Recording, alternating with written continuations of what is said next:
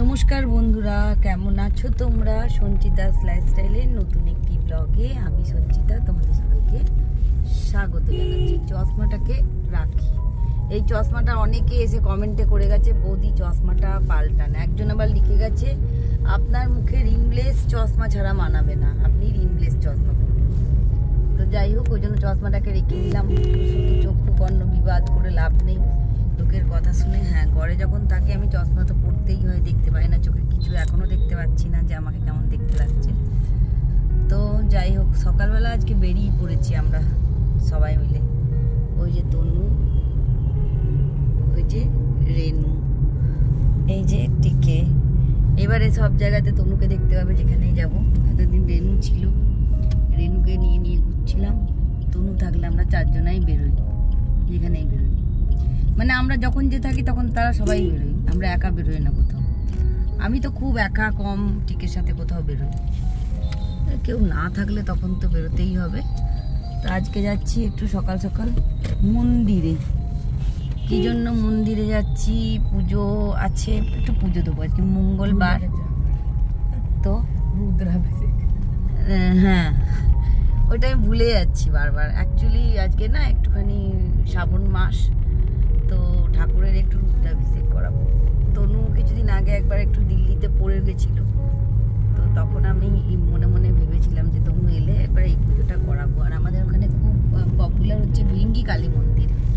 তো ভিরিঙ্গি কালী মন্দিরেও অনেক দিন পুজো দিইনি, তো ভাবলাম এক কাজে দু কাজ হবে, ওইটাও করাবো, ওইটাও করিয়ে একবারে বাড়ি আসবো। তো সকালবেলা সবাই মিলে আমরা বেরিয়ে পড়েছি। এটা হচ্ছে আমাদের রাস্তা, যেটা কি তোমাদেরকে সবসময় দেখায়। আর সব থেকে একটা কি জানো, আমার একটা ভুলো, মানে কি বলবো, এটা আমার ভুলো মন না কি না, আমি এখনো প্রো ইউটিউবার হতে পারিনি। কখনো ট্রাইপড নিয়ে বেরোয় না, যখন বেরোচ্ছি তখন হয়তো ভাবি যে বেরোবো। তো এবার থেকে ভাবছি একটা গাড়িতে ট্রাইপড আমি রেখেই দেবো পার্মানেন্ট। যদি কিছু না থাকে ওইটা তো থাকবে, ওটা একটা গাড়িতে রেখে দিয়ে যাবো। তো চলো সঙ্গে।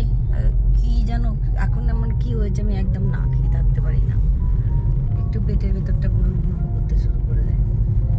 ঘুম থেকে উঠে পড়া মানে কিছু খেতে হবে। চলো সঙ্গে থাকো, কিছু খাওয়ার এখনো পাইনি, পুজোটা হোক তারপরে দেখছি তোমাদেরকে পুজোটা পুরো দেখো। আমরা লক্ষ্মীনারায়ণ মন্দিরে পৌঁছে গেছি। মন্দিরটা এত সুন্দর, এখানে বসে থাকলে সারা দিন তুমি বসে থাকতে পারো। মনে হবে যেন শান্তিতে আমি এখানে চুপ করে বসে থাকি। এই মন্দিরের সামনেই ভিরিঙ্গি কালী মন্দির। ভিরিঙ্গি কালী মন্দির একটি কিন্তু শ্মশান কালী মন্দির, তোমাদেরকে দেখাবো যদি যাই। তো আগে এই মন্দিরের পুজোটা হয়ে যাক। আসলে কি হয়েছিল জানো, কদিন আগে তনুটা বাথরুমে পড়ে গিয়ে খুব জোরে নাকে আর ঠোঁটে লাগিয়েছিল। প্রায় সেলাই করার মতন উপক্রম হয়েছিল, যদিও ডাক্তার সেলাই করেনি। আমি ফোন করে বারণ করলাম যে না, সেলাই দেবেন না, সেলাই দিলে ওর ওখানটা দাগ হয়ে যাবে, সেই জন্য সেলাই দেয়নি গো। তো তখন আমি এরকম একজন পণ্ডিতকে জিজ্ঞেস করেছিলাম যে আমার এরকম বারবার মেয়েটার শরীর খারাপ হচ্ছে, বারবার এরকম কোথাও কোথাও পড়ে যাচ্ছে, তো আমি একটুখানি কি করব বলুন তো। তখন উনি বললেন আপনি এক কাজ করুন, একটুখানি রুদ্রাভিষেক আর মহামৃত্যুঞ্জয় জপ করান। মহামৃত্যুঞ্জয় জপ আর রুদ্রাভিষেক করালে বাড়িতে এরকম আপদ বিপদ হয় না। সেই শোনার পর থেকেই বারবার মনটা মনে হচ্ছিল যদি পুজোটা করাতে পারতাম। তার মধ্যেই তনু চলে এলো, দিয়ে এই মন্দিরে আমি কথা বলে এদের সঙ্গে একটা ডেট ফিক্স করে ফেললাম। তো ওরা বললো শ্রাবণ মাসে খুব ভালো ডেট আছে, তো শ্রাবণ মাসেই করিয়ে নাও পুজোটা।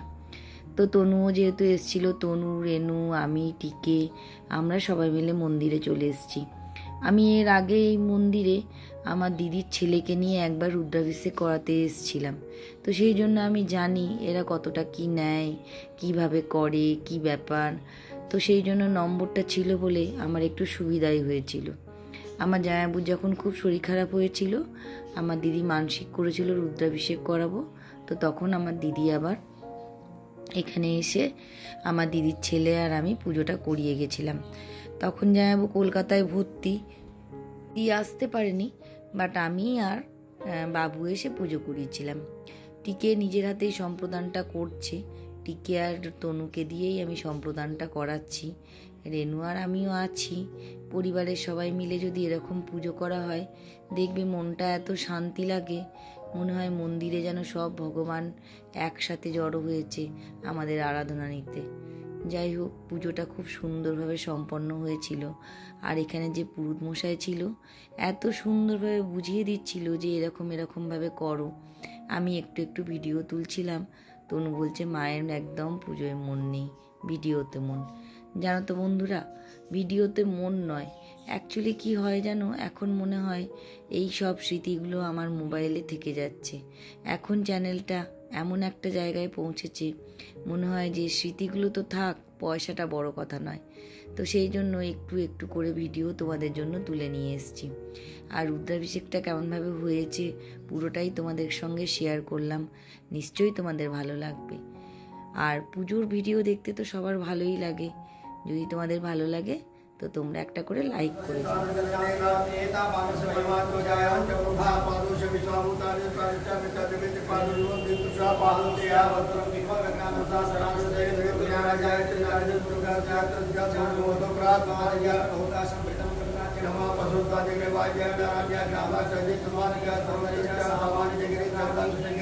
কত সময় লাগে বলছি, বসে পড়তে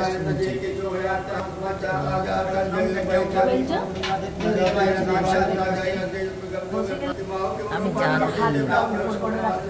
হ্যাঁ, ওইটাই রাখতে হবে, বসে বসে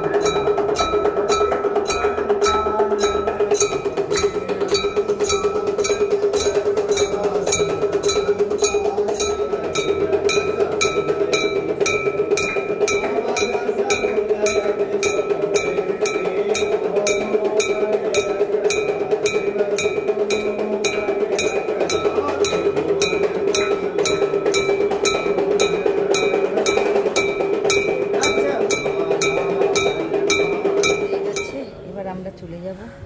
ওই যে ওরা আর আমি সবার পেছনে সব সময় থাকি, এখনো রয়েছে। চলো, পুজোটা খুব ভালো হয়েছে, মন শান্তি করে পুজো হয়েছে।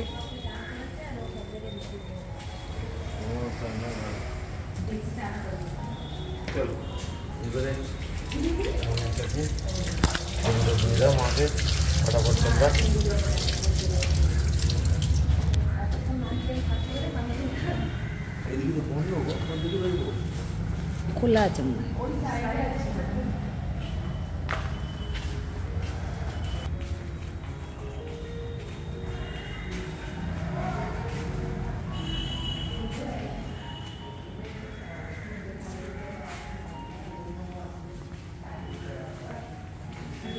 ভিরিঙ্গি কালীবাড়িতে পুজো দেবো সামনে। এই দেখো, এইটা হচ্ছে ভিরিঙ্গি কালীবাড়ি। আর আমি এখানে বাটা নিতে চলে এসেছি। এখানে ফুল, বেলপাতা, সিঁদুর, আলতা সব কিছু পাওয়া যায় মায়ের পুজোর জন্য। আজকে মনটা এত শান্তি লাগছে, অনেক দিন পরে পরিবারের সবাইকে নিয়ে বাবা ভোলেনাথ, মা কালী পুজো দেওয়া হয়ে গেল। পুজোগুলো দিয়ে আর মন শান্তি করে বাড়ি ফিরবো এবারে। আর অনেক দিন পরে ভিরিঙ্গি কালীবাড়িও আমার আসা হলো, জানো, অনেক দিন আসেনি। বারবার ভাবি আসবো, কোনো কাজে বাধাপ্রাপ্ত হই। তো আজকে হয়তো সময় সুযোগ সব কিছুই ছিল, তাই জন্য আমার পুজো সম্পন্ন হলো। সবাই মিলে আনন্দ করে পুজোটা দিলাম। বাকি সব কিছু কাজ তুমি মনের মতন করতে পারো, বাট পুজোটা কিন্তু দেখবে সময় সুযোগ না হলে ঠিক মতন দেওয়া যায় না। তো আজকে পুজোটা আমরা দেওয়া হয়ে গেল এখানে।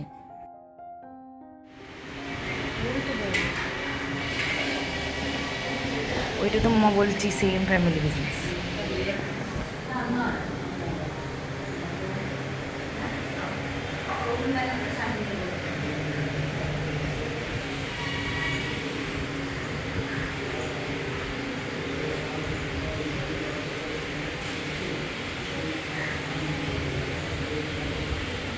প্রচুর ক্লান্ত, তুমি দাঁড়াও বুঝো বাবু, গায়ে মন্দির চন্দনগুলো চেটে নিবি।